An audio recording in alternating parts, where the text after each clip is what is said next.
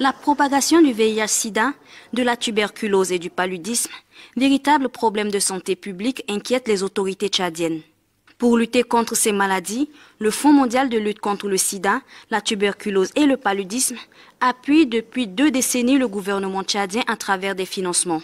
C'est justement pour faire le point de ces financements de programmes et projets alloués au Tchad qu'une délégation du Fonds mondial, conduite par son directeur régional Dr Ibrahim Faria, a été reçue ce mercredi par le Premier ministre, l'ambassadeur Alamay Halina.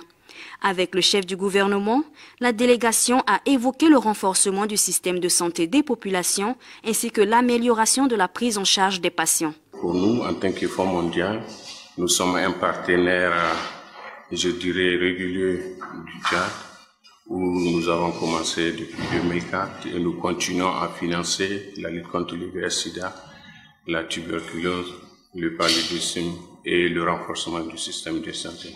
Le chef du gouvernement, l'ambassadeur Alamay Halina, confiant quant à la pérennisation de cette collaboration, salue l'engagement du Fonds mondial aux côtés du Tchad pour le combat contre le VIH-Sida, la tuberculose et le paludisme.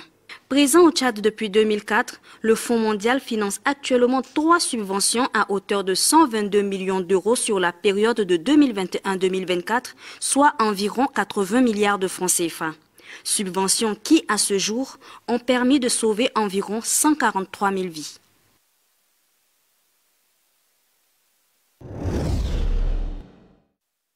Le Tchad est l'invité d'honneur à la prochaine édition du Festival panafricain du cinéma et de la télévision de Ouagadougou, FESPACO, qui se tiendra du 22 février au 1er mars 2025. C'est à ce titre qu'une délégation burkinabé, conduite par le secrétaire général du ministère de la Communication, de la Culture et des Arts du Burkina Faso, Fidel Tamissi, a été reçue en audience par le Premier ministre, l'ambassadeur Alamay Halina. La délégation est venue échanger avec le chef du gouvernement en vue de recueillir ses sages conseils et orientations, et ce, en présence du chef du département des Arts et de la Culture, Abakarosi Teguil. Occasion pour l'équipe d'expliquer au Premier ministre les différentes étapes de la préparation du Tchad pour sa participation à cet événement culturel. Le secrétaire général du ministère de la Communication et de la Culture du Burkina Faso, Fidel Tamsi, s'est dit satisfait d'avoir trouvé un chef du gouvernement très attentif. C'est une autorité très attentive que nous avons rencontrée, une autorité très au courant donc, des questions culturelles qui nous a donné donc assez de conseils qui nous permettent donc de réussir cette 29e édition du FESPACO. Très satisfait au regard donc des instructions que nous avons reçues, des instructions qui vont dans le sens donc du rapprochement donc de nos peuples.